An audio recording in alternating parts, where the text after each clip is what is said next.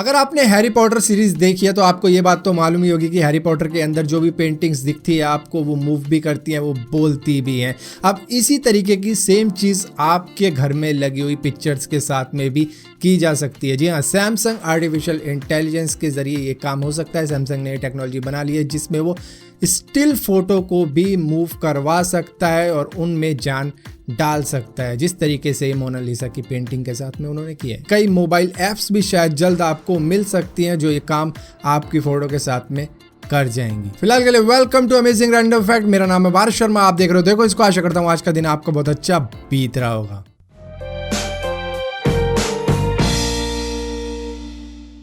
Tesla company के CEO Elon Musk की salary करीबन 14,000 करोड़ थी 2018 की, और अगर इसको आप दुनिया के कई टॉप कंपनी के सीईओ से कंपेयर करोगे तो ये उनसे बहुत ज्यादा आगे है इसमें। एंथनी एरविन अमेरिका के एक स्विमर थे जिन्होंने सन 2000 में ओलंपिक्स में गोल्ड मेडल जीता था, वो भी सिर्फ 19 साल की उम्र में। लेकिन 2003 में 22 साल की उम्र में इन्होंने रिटायरमेंट ले ली, जिसके बाद में ड्रग्स के इतने ज़्यादा एडिक्ट बन चुके थे कि इनसे अपने बिस्तर से खड़ा भी नहीं हुआ जाता था, चला तक नहीं जाता था। जिसके बाद में कुछ मोटिवेशन के बाद में इन्होंने 2011 में फिर से स्विमिंग सीखनी स्टार्ट कर दी, जिसके बाद में 2016 के ओलंपिक्स में इन्होंने फिर से गोल्ड मेडल जीता था 35 साल की उम्र में, जिसके बाद में बन गए थे ओल्डेस्ट ओलंपिक स्विमर जिसको गोल्ड मेडल मिला हो। आप दुनिया के किसी भी देश में चले जाओ, किसी भी हिस्से में चले जाओ, वहां पर इंसान का फैलाया हुआ कूड़ा कचरा तो देखने को मिल ही जाता है, लेकिन बात सारी ये रह जाती है कि वो उसको किस तरीके से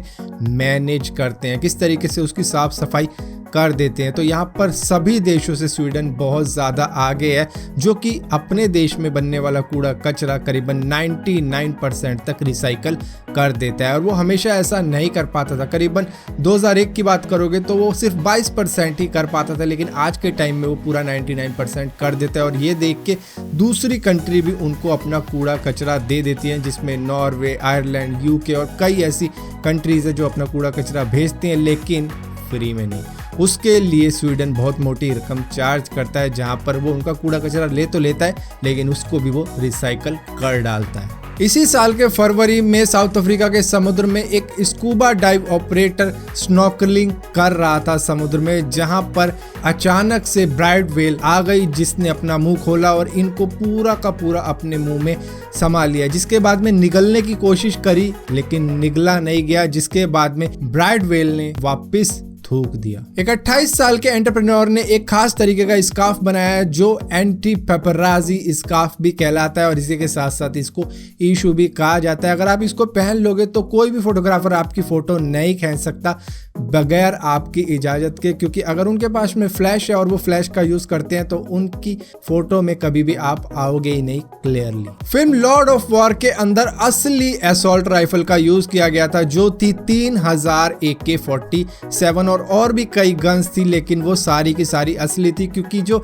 डमी गन्स थी, नकली गन्स थी, वो उनको महंगी पड़ रही थी रेंट में, जिस वजह से उन्होंने असली को रेंट कर लिया। 1976 में सोवियत यूनियन का एडवांस टेक्नोलॉजी का MiG-25 फाइटर जेट, जो कि उस वक्त का ही नहीं बल्कि आने वाले कई सालों का फास्टेस्ट फाइटर जेट था, वो जापान में क्रैश कर गया। जिसके बाद में उसको डिसमेंटल करने के लिए अमेरिकन एयरफोर्स बुलाई गई, और अमेरिकन एयरफोर्स ने उसके टुकड़ों को एग्जामिन किया, उनकी टेक्नोलॉजी को अच्छी तरीके से लर्न किया। जिसके बाद में उसको सोवियत यूनियन ने मांगा कि हमारे प्लेन के टुकड़े हमें चाहिए, जिसके बाद में जापान ने एग्री किया और उनको वापस दिया, लेकिन इसके लिए उन्होंने करीबन $40,000 मांगे, क्योंकि ये शिपिंग कॉस्ट थी उसकी, और इसी के साथ साथ लेबर कॉस्ट तक ली थी इसके लिए। लेकिन यहाँ पर हुआ ये था कि रशियन टेक्नोलॉजी अमेरिकन्स को मिल गई थी। WHO ने यानी कि वर्ल्ड हेल्थ ऑर्गेनाइजेशन ने अब गेमिंग एडिक्शन को भी एक बीमारी में दर्ज कर लिया है, जिसको बोला जाने लगेगा अब से गेमिंग डिसऑर्डर। इसके अंदर एक पूरा पैटर्न देखा जाएगा उस एडिक्ट के अंदर कि वो किस फ्रिक्वेंसी में खेलता है, किस इंटेंसिटी में खेलता है, क्या उसके अंदर सेल्फ कंट्रोल है गेम के लिए, अपनी लाइफ के लिए, और इसी के साथ साथ उसका ओवरऑल पूरा रिजल्ट देखा जाएगा कि पहले कितना रिजल्ट आता था इसका स्टडी का, या फिर अगर ऑफिस में कोई काम करता है तो उस पर भी देखा जा सकता है कि पहले इसका स्किल कितना था, अब कितना है, कितना ध्यान लगाता है अपने काम में। तो पूरा एक पैटर्न है जिसकी एक पूरी लिस्ट है। अगर इसके बारे में आपको जानना है तो इस वीडियो पे करीबन 15,000 लाइक होंगे, तो इस बीमारी के बारे में भी अच्छी तरीके से मैं आपको एक पूरी वीडियो में बताऊंगा कि इसमें पैटर्न क्या देखा जाएगा डिक्लेयर करने के लिए कि ये बंदा गेमिंग डिसऑर्डर का शिकार है। सैमसंग ने एक नया फ्लावर पॉट क्रिएट किया है जिसको आप अपने घर में रख सकते हो और इसमें फ्लावर्स वगैरह लगा सकते हो। इसका नाम है सैमसंग फायर वासे। इसको हल्के में मत लेना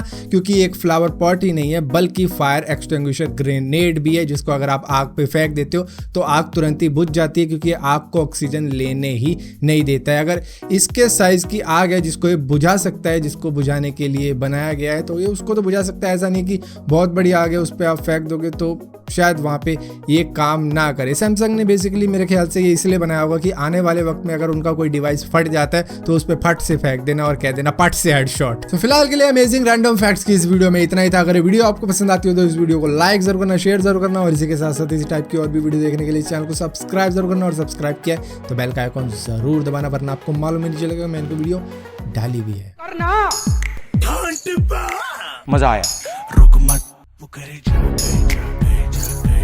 जो भी हो जाए मैं ये काम करूं। जब तक हम कह रहे थे करो करो करो करो तो कह रहे थे तुम करो, आज हमने कर दिया तो कह रहे हम करेंगे, तो करो ना भाई, कर कर कर कर ना। मैं लगा हुआ हूं, लगा रहूंगा।